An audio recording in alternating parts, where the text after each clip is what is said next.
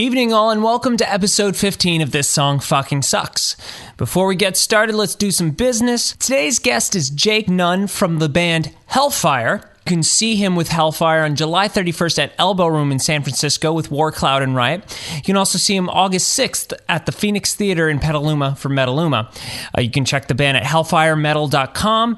They also have a Facebook and a Bandcamp. And check out their new 11-track full-length album, Metal Masses. You can also find his other band, Hysteria, at reverbnation.com/hysteria1. JP Von Hitchberg, my brother in arms, has a show with his band Schwarzenator, SCHWARZENATOR, at the Viper Room in Hollywood on August 26th with Metalachi. You can find me at jeffkalmbach.com, on Facebook at facebook.com/JeffKalmbachsmusic, at Jeff Kalmbach on Twitter, and my record This Is Not Here on iTunes, Google Play, Spotify, and all that stuff. You can see my good friend Leonard Feingold with the Northern California Spasmatics on Saturday, July 23rd at Pick 6 in Pleasanton, California, Friday, July 29th at the Amador County Fair, Saturday, July 30th in the afternoon at Swabby's in Sacramento, and in the evening of July 30th at Red Hawk Casino in Placerville. And if you like the band, check us out on Facebook, facebook.com/TSFnS. We're on Twitter at TSFnSucks. And we're now on SoundCloud and Google Play. Don't forget to subscribe, rate, and review on iTunes with fucking spelled with asterisks. So F, ing. Because I don't want to say the word asterisk 3 times in a row because I just can't. Just ing. Okay, This Song Fucking Sucks official and This Song Fucking Jams: A Pleasant Alternative playlist are available on YouTube and Spotify, so you can hear the songs that inspire the show and hear the songs that inspire the people on the show. And don't forget to tell a friend. That's how this thing grows, and if this grows, we can offer you more episodes and more fun shit, and we'll all have a good time. And you can hashtag anything, hashtag TSFnS, and we'll get it, and we will do stuff with it. Such a sexy, sexy, pretty little thing. Fierce nipple pierce, you got me sprung with your tongue ring. Today we listen to Butterfly by Crazytown, and this song fucking sucks.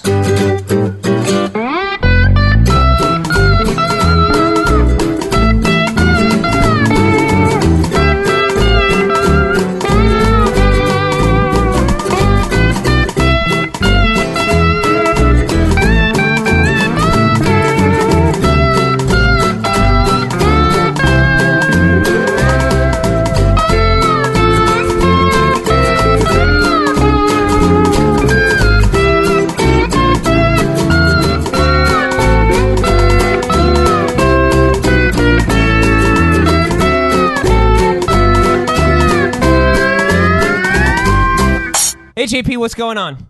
Hey, what's going on? It's good to see you. It's good to see you guys. Hey, everybody.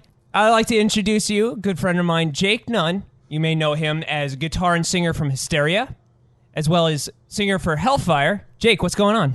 How's it going? Happy to be here. Thanks for having me. It is a delight. We sound so professional. It sounds like a morning talk show when we talk like that. Oh, yeah, coming at you live. So today we've come to talk about the once and always Crazytown. Yeah. This is so exciting for me because this is one of those songs, kind of like Steve Miller Band. This is one of those songs that's like, oh, this is why we do this. This is the kind of song that this show is built on. I hope that the listeners can hear that every time you're saying song, that you're putting quotation marks up in the air to, to show that this song is a song. Yeah, it's total air quotes. I think the quotes are audible. I can hear the quotes. Okay. Yeah, they're giant air quotes. You heard those, Jake? Good. All right. I'm using my entire arm to do them. Yeah. What's great about it, too, is that, okay, it is barely a song, and there's not much going on. But it's the whole thing around it, too, that is just this entire culture of douchebaggery that just permeates, like, the way they look, the video, everything. It's amazing. It is really a masterpiece of douchebaggery. Yes. Very specific late 90s douchebaggery, too. Oh, yes. It's a period piece in a lot of ways. People will look back on this song and maybe a few others in the 90s and be like, that happened. Yeah. That was the world at the time. Mm-hmm. Yes, I actually wrote that down in my notes. like a white trash anthem, like just forever. That is like the most apt description. White trash anthem. Douche hole anthem is what I was going for, but yes, I had that written down as well. It'll just be blasting in specific dive bars and valleys forever. Someone will always have a cousin who knows the guy in Crazytown or something. It's like, Oh yeah, dude, I sold him some meth. yeah, man, in Fresno one time. That's right. And They were headed to Bakersfield. Yeah. And I'm sure they'll do that circuit too. It'll be like the crystal meth circuit, Yeah. playing Yeah. it at county fairs all over the desert. You said dive bars. You also left out trailers. Trailers, yeah. Great deal of trailerdom here. Trailers aren't going to miss out on Crazytown, I think. I don't think they've left Crazytown. I mean, Crazytown isn't an actual place. It's just like, It's a state of mind. yeah, it's. I mean, it's not one place. It's, a million places. It's like when people say that hicks are everywhere. Yeah. Crazytown is everywhere. But this isn't like Hicks, though. This is a different kind of thing. But kind of. It's like Neo. It's But like, it's not Colt Ford Hicks. You know, right, it's- exactly. yeah, Yeah. no. This is more of like your Monster Energy drink, the 40-somethings. yeah. Come in there and they still have the big baggy Jinko pants on. And Yeah. they're there specifically to see Crazytown. Oh yeah. And they got their crack pipe hidden in their shoe. So It's very Jenko and cargo short specific. Like, there's like a dress code for this type of music as well, I think. I bet Yeah, you. oh, I bet you totally. they're pretty big in prisons. I bet I Got wouldn't up be a prison-y surprised. thing because probably they've all been to jail with Shitfly Shellshock. Yeah, Shitfly. Yeah, Shitfly might have been in the pen. During this time period, this music was maybe real popular in prisons, but then since it's tapered off quite a bit or something, or like You maybe, think? yeah, maybe like the uncle who was there for it and just freshly went away comes back and still thinks the song is cool. Yeah, I have a feeling they're not really up on like what's fresh and hip in prison. No, No. No. It's a sheltered life.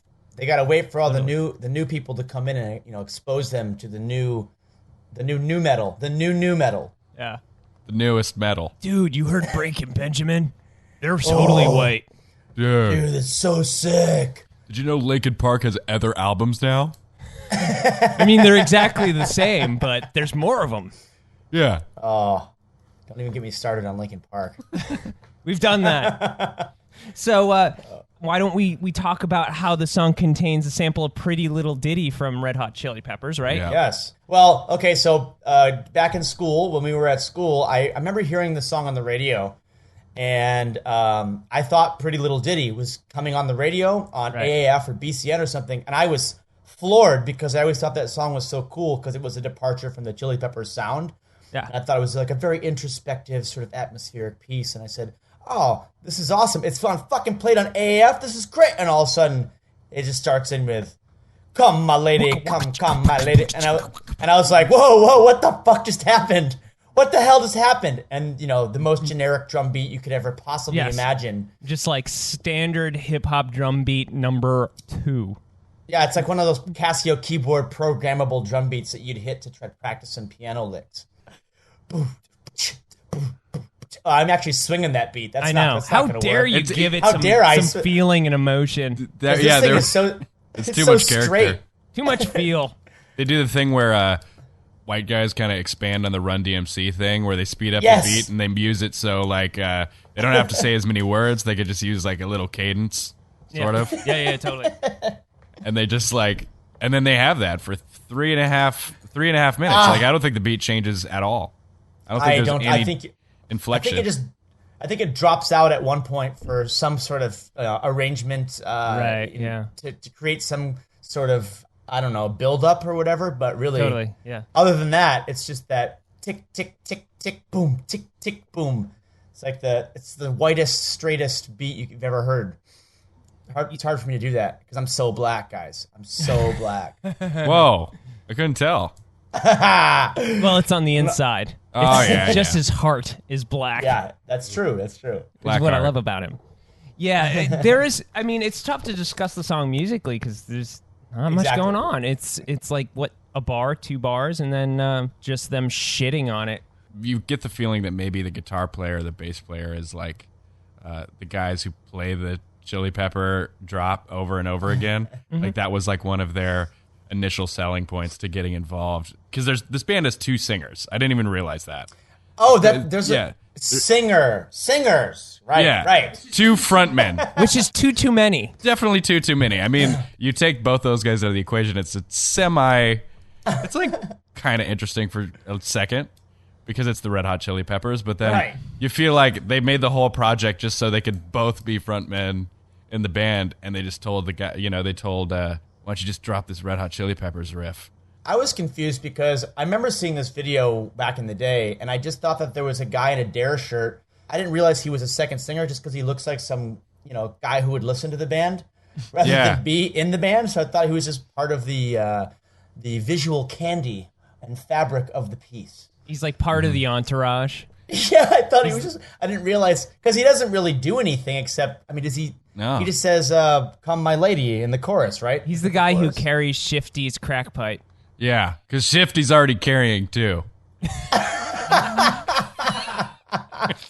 And you never know what he's going to do. So he's kind of the backup front man. I think if there's if there's an accident or something goes wrong, which is pretty likely mid song, the backup front man sounds like an oxymoron. He brought his Dare shirt and everything. So when Shifty does in fact go down, he's there to be like, all right, kids, don't do drugs. Because you'll die just like our front man just did.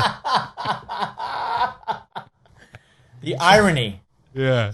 Everything I know about this band, I learned on Celebrity Rehab. So. Yeah, me too. Yeah. He got on the roof, right? Right. Shifty's on the roof, and Dr. Drew's like, come down, Shifty. We love you. He's like, I don't know. Do these guys have another song, another single, or is this the only single they ever released? Based on what I got here, it was also rated number 3 on Billboard's chart for one-hit wonders of the 2000s. So, it looks like no. Shifty released a song on his own. Oh! Yeah, I remember him doing an album. This dude went solo. Awesome. How great was that? And you'd recognize that one if you heard it, too. Really? Yeah. It sounds almost exactly like this one, just with more 70s-ish like backing track. I can't even remember the hook, but I know that Shifty came out with a song where he had just a DJ behind him and no band. Not like you really need a band for Butterfly, but they had one. Yeah, which was more just like for show. And to their credit, they played the shit out of that Red Hot Chili Peppers riff. There's a Paul Oakenfold song called Starry Eye Surprise. That's the one. Oakenfold. Sorry, first solo album. Bunka. Yeah, because that was 2002, right? Okay. Yeah, okay. Yeah, so that was a little bit after. Dude, it was number 6 in the UK, kid. Fucking awesome, dude. This is the podcast now. We just read Wikipedia to you. I just like the idea of somebody going like, man, I got my brand new record coming out, but I need vocalists. And who better to get a hit than Shifty Shelflock himself? Of course, hit would be like hit on the pipe, but yeah. not like a song hit. He'll always bring crack, or at least find his way through the trapdoor into the roof. He's like a pigs with truffles, but it's Shifty with crack. Yeah, he could like sniff it out. I smell crack. This guy's a wicked drug addict, huh? Oh yeah. Dr. Drew couldn't even help him. Nope. Dr. Drew was like, Shifty, you got to get down from that roof, and I think that's just how Celebrity Rehab ended. He was like, no, and then the show was over. Yeah, just massive cliffhanger. Like, Shifty's probably still on that roof. Which is actually a selling point for that rehab facility. Come here where you can get clean and see Shifty Shelflock on our roof. Yeah, they made the top ceiling just see-through, so he's an example of what could happen to you if you don't go through with a 12-step program. Gotta stay with the program or you end up on the roof with Shifty. He's a fucking douchebag. He is a prototypical douchebag. He is the tip of the spear of what douchebag can be. Yes. If you want to be a douchebag, you can hope someday you'll be like Shifty Shelflock. I know. He's the starting point. He had like stars tattooed all over his torso before like Famous Stars and Straps was even like cool. Like he foresaw the douchebaggery of the future, and he's like, I gotta get a jump on everybody. I'm going to get like a star on my neck, like stars on like my shoulders. I mean, I just feel like the star thing's going to be big someday for douches. And I want everybody to know that I'm the biggest douche of them all. He's like the Martin Luther King of douchebags.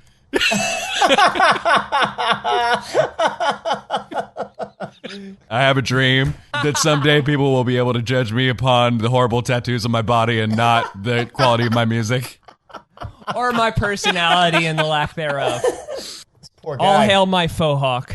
Yeah, it's serious. You got any crack? To be fair, crack shifty or non-crack shifty, well, I'm not sure there ever was an actual non-crack shifty. He looked kind of almost, that video for Butterfly is probably the least cracky he ever looked. And That's all still pretty CGI, cracky. though. They CGI'd the non-crack onto him. Yeah, there was a $8 million budget for CGI. And all of it went to making him look like he wasn't on crack. Everything else is real in that video. Even the part where the girl grew butterfly wings, that part actually happened. That happened. We should probably talk about the song. Yeah. Let's see. Such a sexy, sexy, pretty little thing. Fierce that's good nipple there. pierce. You got me sprung with your tongue ring. Yeah. I have a question, though. Was Yes. she sexy? I think she was. Yes, with her pierced nipples and tongue rings. This is where it gets straight into the time period piece. Oh, yeah. It's like, how do I relate to my audience immediately? Nipple piercing, and the girl's like, oh my god, I have one of those. I love this band. And then, oh, you got a tongue ring? Oh my god, I have one of those too. These are my favorite band ever. Oh, I like to suck dick too. Can we just say? We just admit it? Tongue ring equals I'm ready to suck dick. That is 100% equivalent. I agree, and I always thought it was weird when my guy friends who were straight would get a tongue ring. I'm like, what are you going to use that for, dude? What are you going to do with that thing? You know, the guy who pierced them was just like giggling to himself. Like, Oh, I'm all right, sure. Dude. You obviously don't know, but you know. Welcome to WeHo. I didn't realize, too, that, like, I never, until I looked at the lyric sheet, that he knocks out two separate piercing situations in the second I know, lyric. he I was Bam, bam, like, damn, right dude. away. I'm like, I got to give it to you, Shifty. You are good. You got it. You want to get all the piercing possibilities, like, out there before you're even, like... Before we get 3 lines into the song, you know, he has a small stake in a piercing and tattoo place, so he's just doing a little advertisement. By the way, come on down to Shifty Shellshocks. We'll pierce your butthole. And that's probably just far enough down the Sunset Strip to where it gets real nasty. Yeah. That's like where he has it now. He's like, you guys remember me. Like the cadence they use is like that kind of like just more bro Vanilla Ice thing. They pick that nice little tempo to where it's like, you know, he can say such a sexy, right? Like he kind of gets into that little totally. emphasis on all this stuff.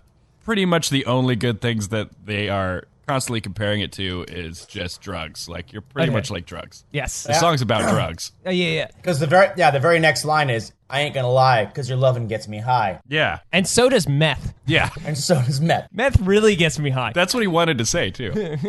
So to keep you by my side, there's nothing that I won't try. Again, drugs. Yep. Yeah. There is no drug that I won't try. Yeah. But at the end, it's all about crack.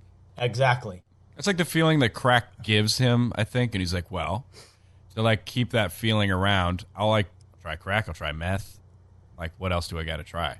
Just tell me, you know, that way I can keep this around. Do you think he ever sucked dick for coke?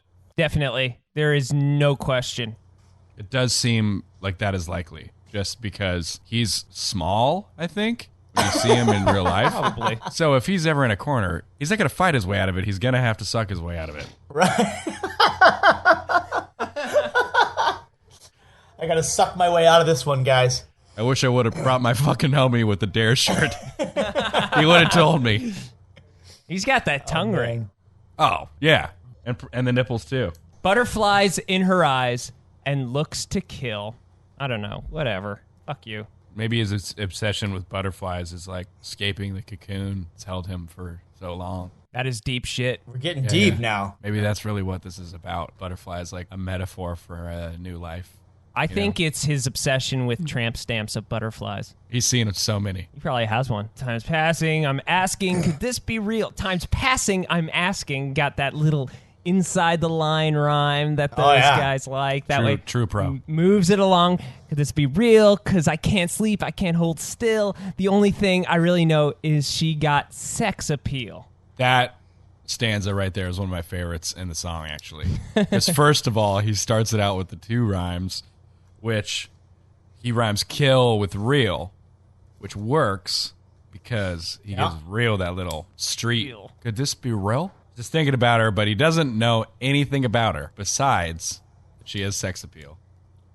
This is about a stripper, right? It sounds like it to me. Either a stripper or his cousin. His cousin could be a stripper. That's the confusing thing. It's like in the next verse, he takes it to the next level where she's like so fucking awesome that he's gonna stop doing drugs. It's like, wait a minute, what? Keep going. You'll get there. See, I can feel too much is never enough. You're always there to lift me up. And still, this is so about drugs. When these times get rough, I was lost, now I'm found. Ugh, fuck you. Find a better cliche, you cocksucker. Ever since you've been around, you're the woman that I want. So, yo, I'm putting it down. Yeah. Oh, there we go. I'm putting down the pipe. Yeah. Because you're the woman that I want. I like to picture that was a revelation he actually had. He's writing these lyrics. And he's like, you know what? This chick is fucking just mad sick, dude. And then he goes, and then he's like, you know what? Fuck this. I'm just on another level. And he just puts his crack pipe down metaphorically at that same instant that he's writing these lyrics. I'm going to put this down. I'm going to take one last hit, and then I'm going to put it down. It's cashed anyway. And it successfully leads us right into Come My Lady. He's got to be referencing that, he's giving her an orgasm, I would imagine, right? Yeah, that is possible. I'm pretty sure that's his intention. Because, pretty baby, I'll make your legs shake, you make me go crazy. Right. Yeah, okay, so it's that's not trashy at all. Overtly sexual connotations here. Yes, I see. I picture him too, like, just furiously just fingering away with, like, his full arm, like, come on. It's like he's sawing wood.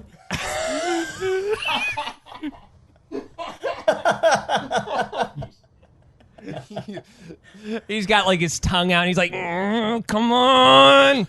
He's just sweating profusely. Yeah. And like when you're at the roulette table, you're like, come on, 7. Come on, 7. Yeah.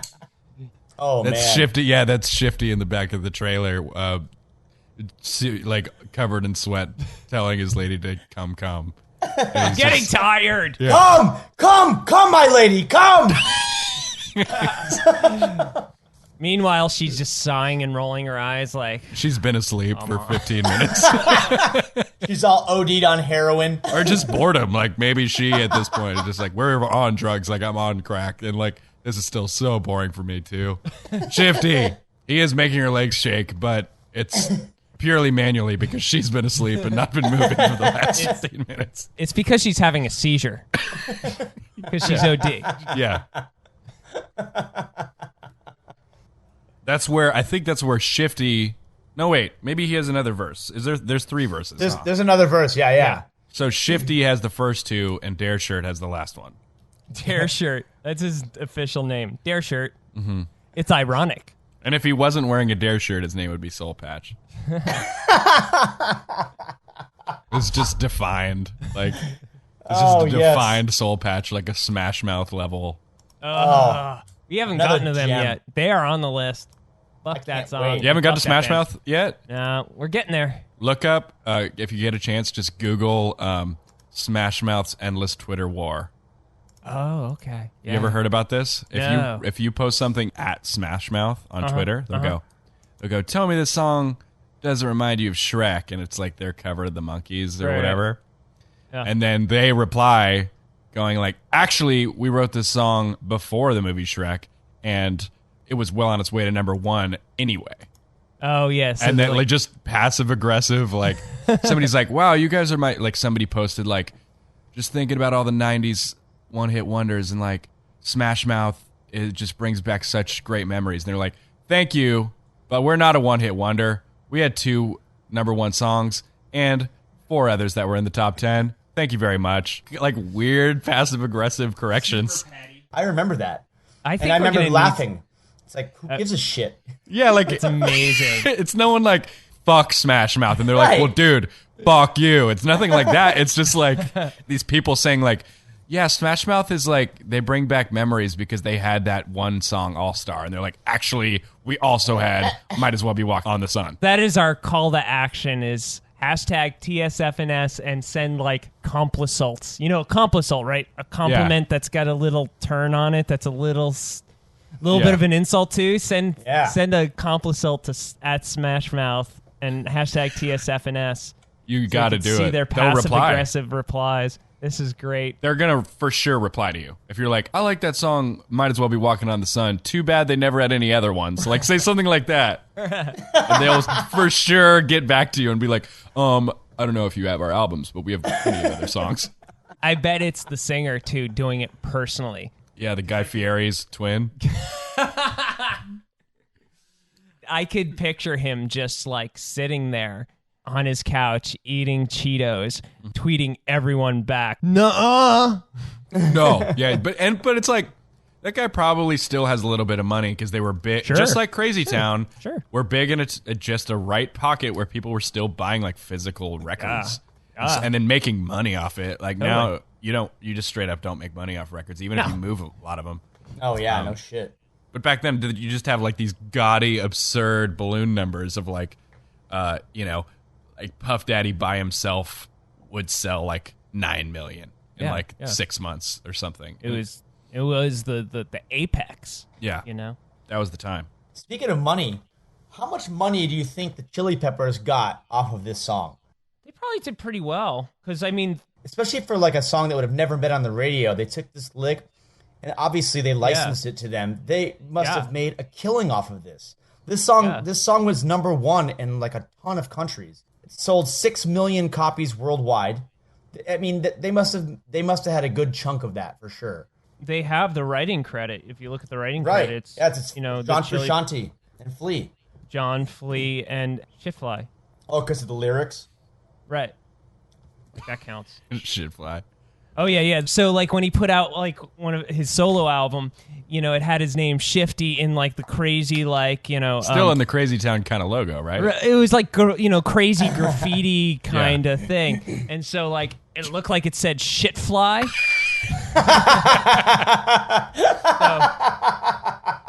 Shitfly is huge. That's fucking great. It's sick that it is cool that he had a time, though. But it's kind of wild that, like, a guy like Shitfly Shelflock had a moment in the sun. Shelfshock. But like, that guy was like had a #1 song. Like that's kind of a trip. I bet his slide into crack use was just made that much more worse when like the 2000s came and everyone was like, "Whoa, yeah, what the fuck was with the 90s?" Well, the thing is, I'm sure he was crackhead before, and then money and success only makes that shit worse. It doesn't make it better. Oh, great. Now I have an endless supply of cash to buy crack with. Yeah. I'm going to buy all the crack. I definitely do feel bad for people that happens to. Because it's just, you're not prepared for that shit. You're just not. I always wonder how people keep it together like Scott Weiland did. Where, but he was super talented.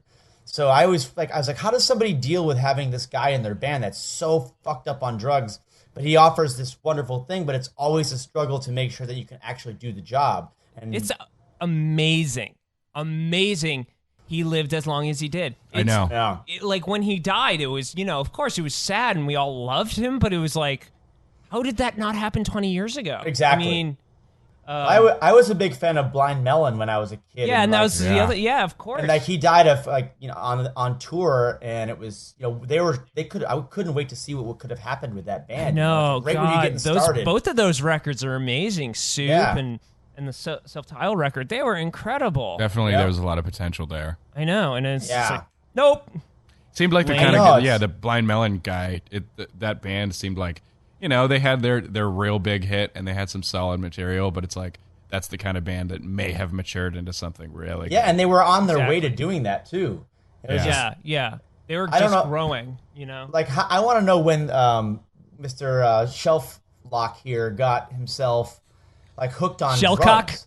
Yeah. Shuttlecock? Just slowly morphing his name. So Bradley Noel died at 28. when the lick for Pretty Little Ditty, I remember not wanting to listen to the Pretty Little Ditty song because of this song. Because like I don't want to hear the lick anymore. Like I don't want to hear this lick anymore. But fortunately, Pretty Little Ditty goes somewhere and it actually takes you into a really cool spot. Unlike this song that just plods along, and I mean this song like almost ruined Pretty Little Ditty for me. Those cocksuckers. Those motherfucking assholes over here, kid. What the fuck? There's always going to be somebody who's ruining shit. Right? I know. This time, it's fucking Crazytown. Dude, some guy tries to light his fucking shoes on fire at the airport. Now we all have to take our shoes off before we get on a plane. God damn it, TSA. Yeah, you're the present day Crazytown. It's like one guy puts razors in an apple. We have to check our candy every Halloween. This is bullshit, man. Yeah. Fucking bullshit. Can I call this band Bullshit Town? It's Bullshit Town. That's what it is. Crazytown. More like Lazy Town. Yes. Yeah, bam. Boom. That's going right up on the Fucking podcast pro. right there. There it is. Population. Nailed it. Shitty shelf life. Shitty shelf life. That's exactly it, because there's literally no shelf life for this kind of music. There is. No. Oh, man. I don't deserve you unless it's some kind of hidden message. Well, yeah. I don't know what that means. Probably the only way I deserve you is like if you get super wasted. And then you're like, what's up, Shitfly? And I'm Like Bill Cosby kind of way. Like, I don't deserve you, but if you pass out, I'm going to have some. That's probably what Cosby thought. He was just not interested in people who were like coherent and shifty. Well, no, I think maybe this is different because Cosby's not interested in coherent ladies. Shifty is, but realizes that he has no chance with them. Right. So right. Okay. He's takes the Cosby method sheerly out of necessity, and not purposefully. So I will give. Well, it's purposeful, but it's not. It's yeah. It's not taste. Or no, it's not. Yeah, exactly. It's not That's taste, the wrong word. It's more of a. It's more of a necessity. Yeah. It's like. Yeah. It's This like is how the only he's. way it's gonna happen. It's like the same way he sucked himself out of a corner. I'm sure. It's like, and the age old battle. Cosby versus Shifty. I think I got to give Shifty the point on this one. As for being a better guy. Every time you say that, I totally like picture a group of bikers surrounding him, and he's just like wiping his mouth and getting his hands into like circles. So he's just I'm going to suck and jerk my way out of this. You're saying that Shifty is pterodactyl ready at all times. Pterodactyl. He is ready to ski pole his way to freedom. The Shifty spit roast. Kind of message to show me life is precious. Oh, that's a little rhyme there. That's cute. Okay, whatever. There's a little bit of his tender side. Then I guess it's true, but to tell truth, I really never knew. Whoa. Till I met you. Whoa. Whoa. See, I lost and confused, twisted, and used up. Damn. What? That doesn't make any sense. See, that's all jacked up. Till I met you, I was lost and confused, twisted and used up. Knew a better life existed, but thought I missed it. That's all jacked up. It's like, there's no hope for that bullshit. So there's actually a huge contradiction here in the lyrics, but not in this. But now that you guys have established with me that there's another rapper in here, Yeah. it kind of changes things. And it comes in the third verse, because right here in this particular verse, he's talking about how he was a drug addict and his life was all fucked up. So he meets this stripper and she sort of set him straight or something like that. Because he's living a lifestyle, live like a wild. I mean, this is totally ripped off of fucking Limp Bizkit. My life's wild and I was living like a wild child. I think Limp Bizkit had a rhyme just like that in one of their songs. Does it matter? Trapped on a short leash and patrolled the police files. So, yo, what's happening now? I see the sun breaking down into dark clouds and a vision of you standing out in a crowd. So, yeah, she's like his savior from his shitty little fucked up life.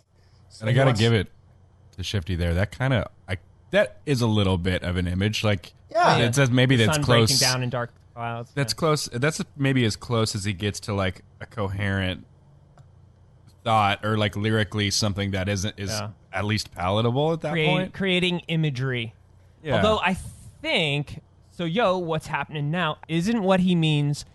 He sees the sun breaking through dark clouds. Isn't it like life was, dark clouds and you are the sun breaking through that, because what he's saying is the exact opposite. It's like, you're right. the sun is breaking down into dark clouds. Shit's getting wrong right now. Yeah, is what he's saying. Oh, that's actually a good point. So wait a minute. Yeah, he's saying exactly the opposite of that. That the sun is turning into darkness, and there's a vision. So it's not even really her standing out in a crowd.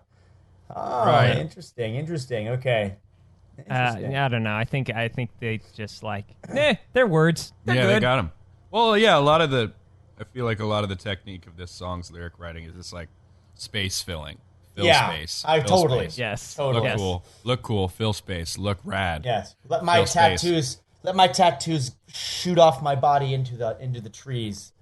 Yeah. That needs to be fucking addressed for sure. As when you watch the video, it's like, okay, so Shifty is very much the focal point of the video. He's the star of the video. Yeah. There's another singer. Literally.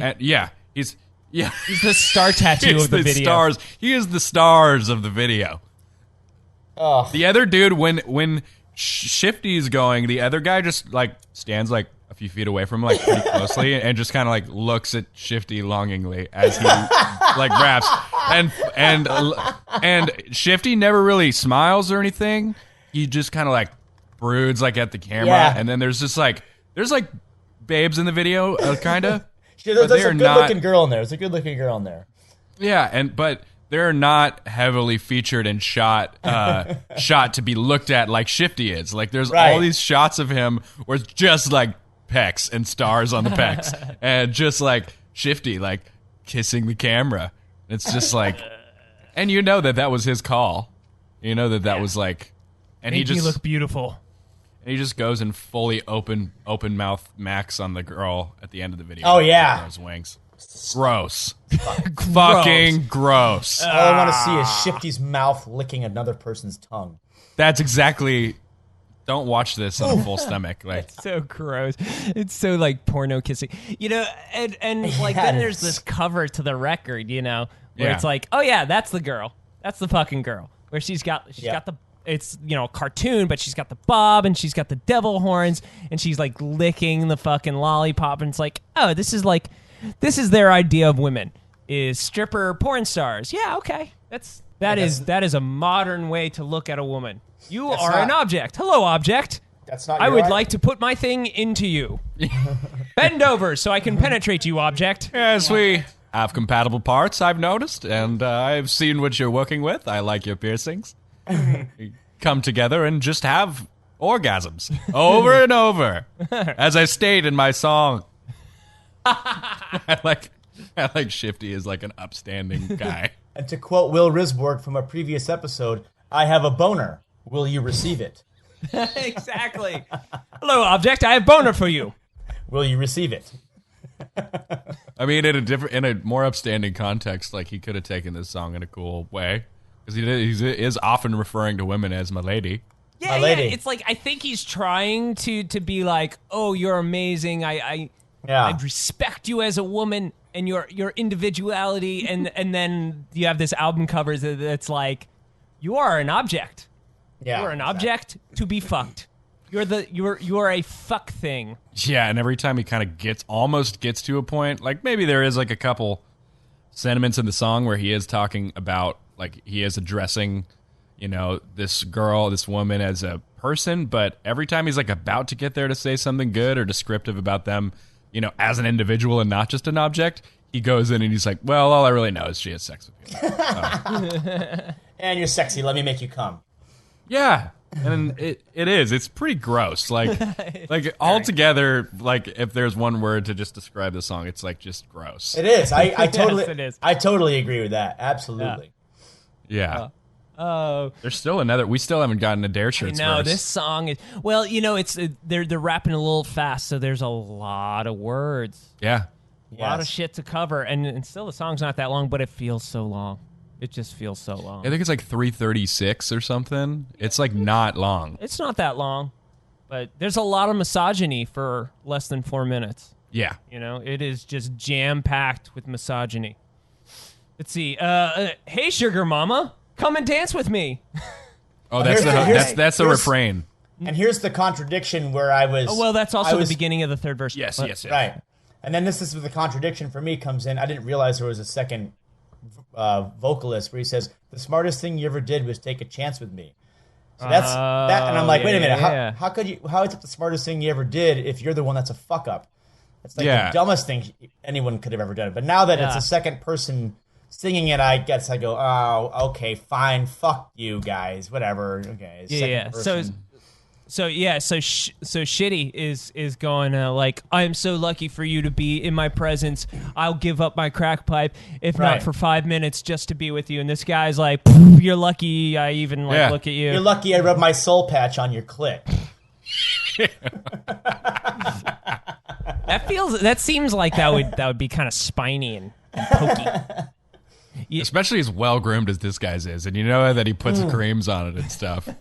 He has a whole shelf, a shitty shelf life of different potions and lotions and stuff for his soul patch to keep it shiny and keep it full of protein and stuff. Shaves every morning. Shaves his face every morning. Leaves the soul patch perfect. Yeah. Shaves his whole body for sure. Perfectly. He's like the good. He's like the good stepbrother. Like Shifty is like his dad's like his like stepmom's kid that got brought into the house. This dude actually is kind of bummed. He's like the straight-laced guy. He's like, you know what? I like Shifty. I want to take a chance on him. And like they become they like assemble these other guys and tell them to just play Chili Pepper riffs until they eventually are both the front man of this fucking sick ass world beating band. The dual frontman action was kind of a late 90s trope too, because you got the Linkin Parks and remember like Mushroom Head. Yeah, 311 was the same thing, right? 311. Have you guys done 311 yet? No, they're on the list though. Oh, that is awful. They're on. You gotta get 311. All right, so we're getting to our Sid and Nancy rhyme here. Hell yeah. Favorite part. Yeah. Smartest thing you ever did was take a chance with me. Whatever tickles your fancy. Girl, it's like me and you like Sid and Nancy. Oh, Jesus. Which means I'm going to kill you at the end. Yeah. Is that what that is? He's like, yeah, you're going to die like, or wait, no. I'm going to stab you. He stabbed her and then killed himself, right? Yeah. Okay. I know you're awesome and you mean everything to me, so let me stab you and kill myself. Sid and Nancy, I think, is a funny reference because it's clearly like, tickle your fancy. Oh, we're like Sid and Nancy. Like he didn't really think about what that meant. No, he just knew that it was a reference. He just knew that it was an applicable reference. So like they just rented that movie and just like, dude. You say Sid and Nancy here. Like it's just like the movie here. Like that's a thing. Well, it does make you think that he doesn't like get the meaning or like the implication of referring to yourself and her as Sid and Nancy. Not at all. Because it doesn't make sense. It's like, yeah, babe, like we're unstoppable. We're like Sid and Nancy. When the inevitable outcome is that I will kill you and then kill myself because of you. Because you're so fucking annoying. Extremely stoppable. That is pretty much. They stopped themselves. The definition of stoppable. Yeah. It also means that I'm just completely talentless and famous for no reason, which was pretty much his thing. Yeah. Is that like he didn't play a fucking note. He just was an image. That's right. That's right, huh? Oh yeah, totally. Anyway, so sexy, almost evil, talking about butterflies in my head. What's it? I don't even know what to say about that. Like, I think it's just, I don't know. These guys have different personalities for sure. It's just gobbledygook. Yeah. Like they didn't decide on like, oh yeah, this is what this song means. Like, right. One guy's like, oh no, I'm writing this thing about butterflies, and the other guy's like, no, I'm writing this thing. Here's the other thing: is I wonder, are they like sharing this chick? Are like they talking about the same chick and like, she's too good for Shitfly, but like the other guy's like, you're lucky I'm fucking here, bitch. Yeah. Well, then the next line he's all, I used to think that happy endings were only in the books I read, but you make me feel alive when I'm almost dead. And I'm like, oh shit, dude, he's in a fucking massage parlor. And he's getting his fucking junk worked on by this girl. And it's like, yo, you're lucky you get to work on my junk. When a second ago, the smartest thing she ever did was take a chance with him. Yeah. But now it's like, you make me feel alive when I almost did. Stupid.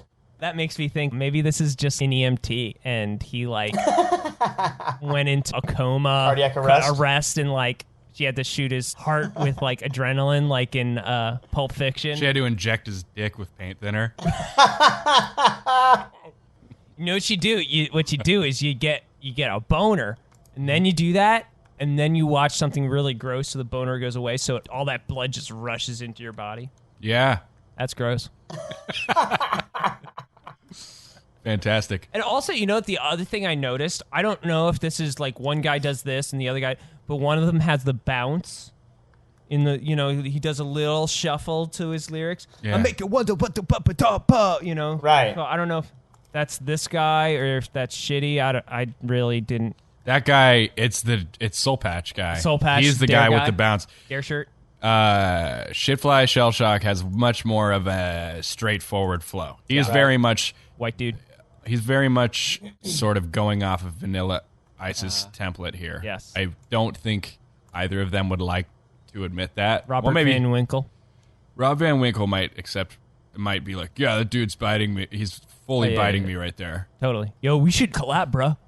Yeah, like that's a good collaboration. Like maybe 4 people buy that record and they're all related to both of them. I would be shocked if they didn't do that already. Because like in the late 90s and the thousands, man, Vanilla Ice just kept trying and trying, just putting out records on like just mom's record label. Like, please pay attention. I'll do Ice Ice Baby as a polka, just whatever. Yeah, he did it as a metal song, and it's of course he pretty did. much bad. Like, I mean, it's the exact same thing as this. Yeah. You've heard that, JP, right? I remember probably forgot it though. Fucking horrible. It just sounds exactly like Limp Bizkit. Yeah, that's what happens. Oh yes, I have heard that. That's what this. That's what Crazytown is. Is like the third-rate Limp Bizkit. Yeah. 100%.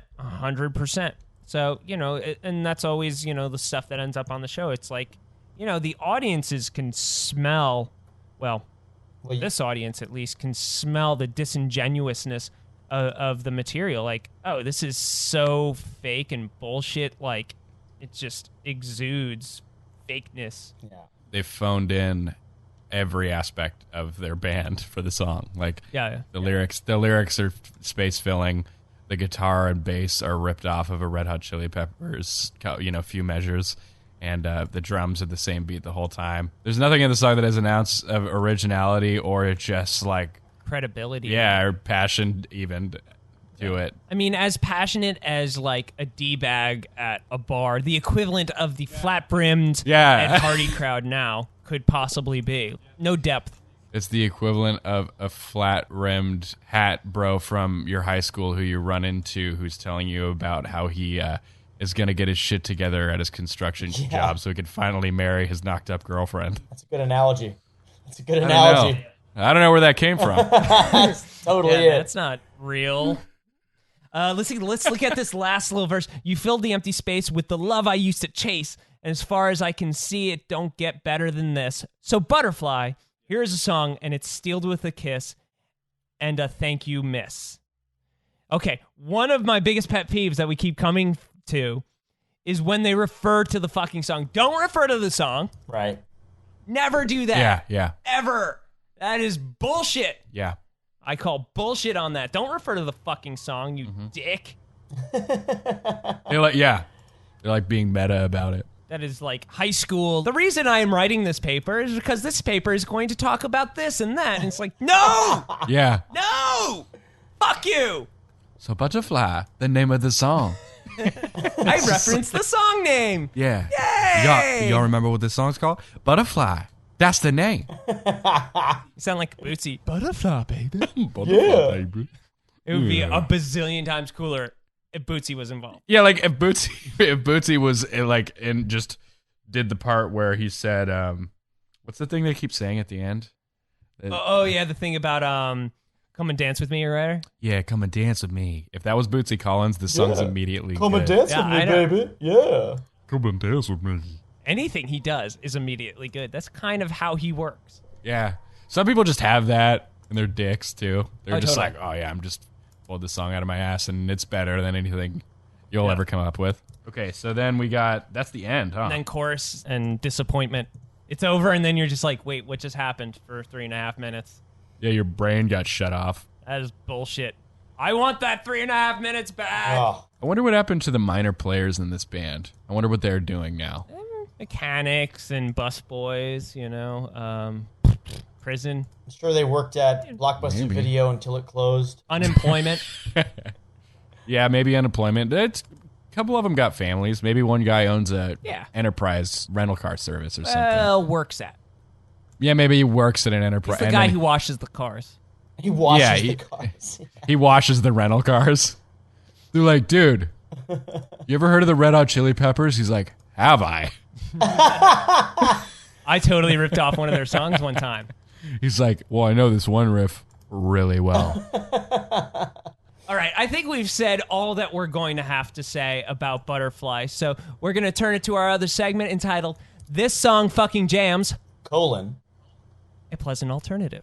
Oh. So it's at this point that we talk about a tune that's just, been on our minds, it's been in our playlist that we've been listening to get Butterfly out of our ears and get something really cool into them. So we'll probably do the sandwich here. We'll start with JP. He'll give us a little tasty action, and then Jake can give us some action, and I'll end it off. What do you listen to lately, JP? Well, I just listened to a lot of songs lately, I came across a few things I was listening to, and I thought maybe I'd like to promote something on the heavy side of things here, so I looked over here, and I was like, hey, look at this. So, I don't know if you guys have... You been drinking, bro? I'm fucking that blue moon is going straight to your head, man. That's a little Seinfeld in that. What is it with these people? I mean, seriously. Anyway, so... That's pretty spot on. I was... There's a band... I'm going to reference two bands. I was looking at new music right now, or yesterday, and there's a band called Gone Is Gone. It has a record coming out, and in that band is Troy Van Leeuwen and always good Troy Sanders from Mastodon, and then I can't remember his name, but he's the drummer that was in at the drive-in. Yeah, they did a one-off show here in LA, and I saw that show, and I'm really looking forward to the album, even though the album didn't really get very favorable reviews. That it's an EP. So then I was thinking about Troy Sanders, and I was thinking about how Troy hooked up with Greg Puciato from Dillinger Escape Plan and Max Cavalera and a guy named Dave Elich, who also played in the Mars Volta, who I actually know. And they wrote an album called Dropper. Killer Be Killed. And I don't know if you guys have this album or not, but it's fucking incredible. Like, when you think of what the potential could be for any supergroup, if you take a bunch of really cool musicians and you put them all together, a lot of times you just get, you get a lot of duds. It just happens. Yeah. This particular record is fucking amazing because everybody sort of contributes. You can hear everybody's contribution, but nobody's sort of stepping on each other's toes. And sort of you hear a Max Cavalera riff, it'll be Greg singing on top of it, or if it's like a Troy riff, it'll be Max, yelling on top of it. So they're kind of playing with each other's influences, and it ends up coming out absolutely like tip top. Fucking phenomenal. So the song that was stuck in my head yesterday all day for some reason was a song called Fire to Your Flag. And it's sort of a short, blistering, it starts off super fast, like right away, you hear this, big giant riff that's really fast. Greg Puciato screaming his face off in your face and just kind of tears through, and it has a cool chorus, and they kind of exchange duties on the lead vocal and the verse. And then it goes into this really cool sort of rhythmic breakdown. Then like this cool drum thing where Dave gets to play instead of doing like a metal, like it'll be like 4 times through, like bam, he ends up doing all these weird sort of almost jazzy drum pieces in there. And then it goes into a fucking goddamn monster riff that leads you into the outro. It's so fucking heavy that you're just like, yes, I want to go break the things in my neighborhood right now. I want to smash that guy's face over there.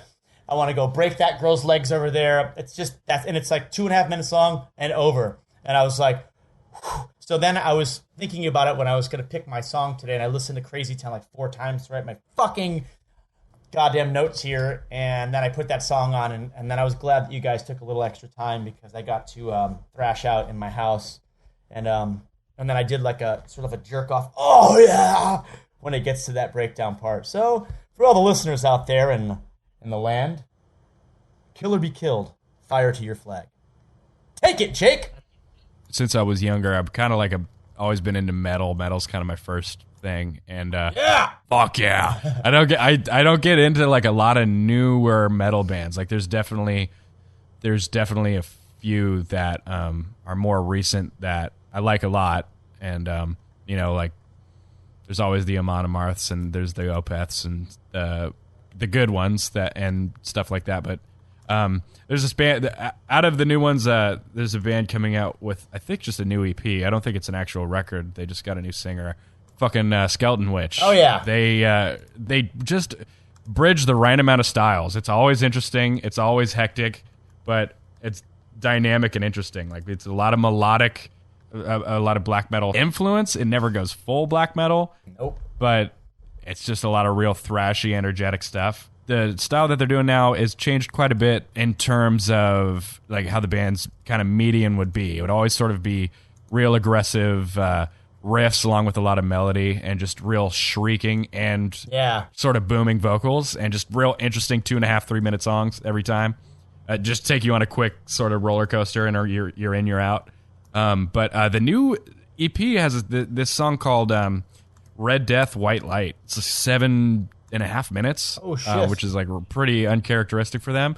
With a new singer who is noticeably different. It changes the vibe of the band a lot. And it kind of sits in this nice little sort of thrashy beat, like alternating between sort of punk rock feel and thrash, but just a lot of nice melody, like sad, sort of depressive, atmospheric melody the entire time. It's definitely not attacking and moving quite as quickly or dynamically as the last couple of records they had, because those last two records were like, I don't know where you could have gone from there. Right. If you were going to keep going in that style. So I see why they have donned the change, because it's like they had the Serpents Unleashed, which that last record they had, which is maybe I liked the first one and I liked that one. Yeah, that new one. Just wanted to mention that Red Death, White Light, since it's the newest one that they've put out. But that's a new band that I legitimately like a lot. I think more people should check it out. I know that they're probably doing pretty well right now, but like what new metal bands like surprise people anymore? It seems like I like it a lot. So yeah, very legitimate. It's amazing to me that I've gone this far without mentioning this artist, Blue. I don't know. Do you know Blue, JP? I do not. Okay, so he was a Boston guy, or he got his start playing in Boston. He's a Berkeley guy, actually. Before us, a little older, and when we lived in Boston, he was kind of the darling local act. He, would win all those, local artist things and stuff, and that's kind of where I first, discovered him and kind of saw him around town, and I kind of like knew people who knew him or his band and stuff, and went out to see him one night, and just I remember one of these things where you go and you see an artist, you don't know any of their material. And I specifically remember every single song. Wow. Lyrically and musically, there were things that were just impressing me. And then, I was just, at a music store that had a listening station with his record on it, and I was listening to it, and I'm like, oh, I remember him playing every one of these songs. I remember the song specifically and specific pieces about it. So I bought that record, and that record was called Redhead. So that one was his first one that he did with Columbia, and I think it was his only one he did with Columbia. And it is this whole thing where he got picked up and they were going to try to make him into a star. He had a song on a big soundtrack and just kind of, the 90s were over and the label started falling apart and he got dropped. And, he's gone on. He does a lot of songwriting for other artists and stuff. And he keeps making his records and he just kind of makes them, on his own, does Kickstarters and stuff and does amazing material. And every time he makes something, I buy it. I'm just like super fan. But today, the tune that I'm going to pick is from his first album, which was totally minor label thing, totally did it, independently in Boston. And the record is called Headroom, and the song is called Terrible Secret. And super interesting. Starts really quiet, very dynamic, huge chorus, Love a big chorus. Interesting lyrics, just huge chorus. I mean, he's great at that. That's one of his things, is like just ginormous hooks. his thing was always kind of he's very influenced by Jellyfish. Okay. Which is another one of my favorite bands. And actually does some work with Andy Sturmer. That record was a little electronic, a little bit of sampling, not too much, but still kind of very guitar-driven, band-driven kind of feel. Very soundscapey, and moody. It's an interesting song lyrically because he's talking about there's this thing going on, and I've been kind of thinking about it and putting it together, but once it happens, everyone's going to hate me. You never know what it is. He never gives that away. So there's this kind of, mystery about the song. Yeah. It's like you don't know what the terrible secret is, but you know that he has one.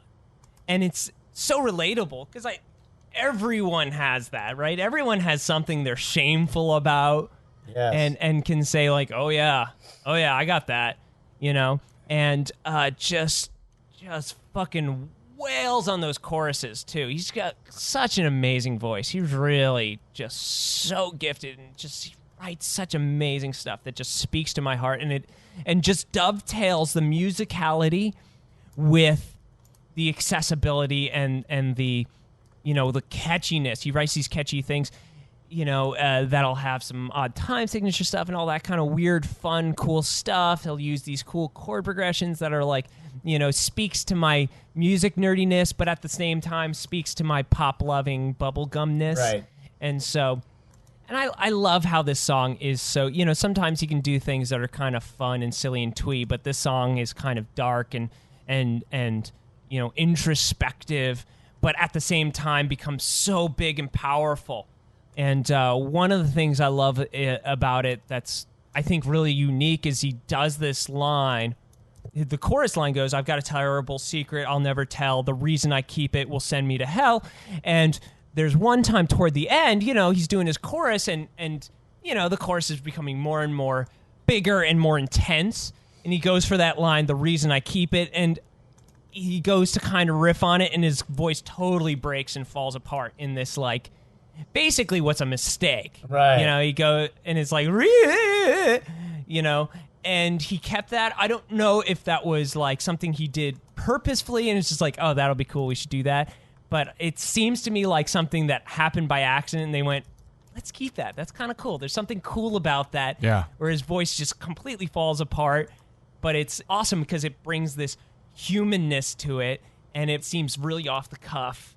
Because it's like, oh, they left this seemingly mistake thing there. The feeling of imperfection it's interesting to me in music, especially these days where music is so polished. It's not music anymore. It's robotic. Yeah. And it's like when you have that humanness in it, it's like, this is real. This is human. This is making me feel something and it's relatable. Yeah. Makes me think of always makes me think of the ending of Run to the Hills. Mm-hmm. Oh, yeah. He does that ridiculous scream, and you can tell he kind of loses it at the end. So cool. He just like you can just kind of hear him just be like, oh, whoops, but then keep it. And it just sounds amazing. That's probably my favorite Maiden song. Oh, see, me too, definitely. I love that fucking song. Yeah, just... So anyway, that's the one I'm picking now. And again, probably not my favorite song of his. I've got a lot of songs of his that I love. And he's one of my favorite artists that, just like Oingo Boingo or Rush or something. Like, anytime he does anything, I am on board. I don't care if I like it. I am buying it. Shut up and take my money. Yeah. And so I'm surprised I haven't gotten to that earlier. But that's the one that I've been kind of just lately has kind of come on by accident or whatever. I'm like, yeah, this fucking song. So what do you got to plug, JP? I have a show coming up at the Viper Room down here on August 26th. Fuck yeah. It's with the Metalachi. Metalachi is a... Oh, fuck yeah. Yeah, so yeah. It's with my band Schwarzenator and Schwarzenator.com. One T in Schwarzenator. Yeah, only at the end Just the nader. In the tour. We are not a Jewish nader. We are a Schwarzenegger like Arnold Schwarzenegger and a Terminator, and you cross them together. And you get this amazing thing here. And we're like, yeah. Yeah, so we're excited because I think we're gonna have some good crossover. Because usually down here in LA, I don't know how it is up there for you guys, but we get booked with a band. It's like, oh, there's a singer-songwriter who plays piano. Then there's our band. Oh, and the band after us is like, Crazytown. You're like, none of this makes any sense. Crazytown headlines every There's show. no fucking crossover. And so we're actually really excited that we put this one together where we're going to actually have, some like-minded individuals in the audience who might dig each other's bands. So we're really excited about it. Yeah. They're Metalachi's sweet. Yeah, every time they come around Bay Area too. Like before I joined this band Hellfire, they played with them a bunch of times, and they always used to play the Uptown. When they'd come out this way, they'd play there. So they've got a good following. They're fun as fuck. They're fucking great. They really nail it. They're like it's a good idea and they fucking deliver. So we're pumped. Yeah. How about you, Jake? What do you got coming on? Next thing going, Hellfire is playing the Elbow Room alongside Warcloud, and the mighty Riot is coming to nice. It's coming to the Bay for the second time. I think they got here for the first time last year in 20 years or some shit like that, Jesus. and then they're coming back around, and so that'll be Warcloud, Hellfire, and Riot for you guys. I don't know if you Fire Down Under, Thunder Steel, if anyone's heard those records, but if you want to do some research on that band, then check those ones out. And then for Hellfire, we just released our Metal Masses record. It's our first full length. You can find that if you search hellfiremetal.com. That's our site, and our Facebook is pretty accessible as well. And you could get the whole record on Bandcamp. That's just Hysteria, that's my other band, Hellfire. Check that out. Check that. Hysteria is on Hellfire Bandcamp. You could get that. Metal Masses has it's an 11-track record. You could buy the songs individually, but we all hope that you'd buy the whole record. Hysteria. The other we have ReverbNation.com/Hysteria1 is where you could find our stuff. I think we have 3 or 4 songs up there right now, but we're not that active at the moment. But that's just music. So if you're in the San Francisco Bay Area, July 31st, Elbow Room. If you got nothing else going on, come down and check it out. Love the Elbow Room. Really cool venue. Yeah, it is. Really fun little place. Yeah, it's hip. It's a cool place to go. August 6th, North Bay. We're doing Phoenix Theater for the that's nice. Metaluma. I guess what they're saying. It's some shit like that where they're saying it's the awesome. Metaluma Fest. Yeah. You just changed that one letter. Yeah, and we're doing that. So those are the upcoming ones for me with Hellfire. Sick. That's sick. It's buy my record. This is not here. It's on iTunes and all that shit. Spotify. Steal it. Whatever. I don't care. I do plenty of my plugging. Oh yeah. You people know already. And check out the show. Don't forget to go to iTunes and leave a review and some stars for us and tell your friends and do all that kind of fun stuff because we want to keep making these and we want to have other people here. People that are doing this on their own, independently, all the time. So I think a lot of people would enjoy listening to us do this, just talking about songs that are terrible and agreeing with us. So I think that's all we need to say at this point. So for JP Von Hitchberg, Jake Nunn, and Crazytown, I'm Jeff Kallenbach. Don't let the man get you down.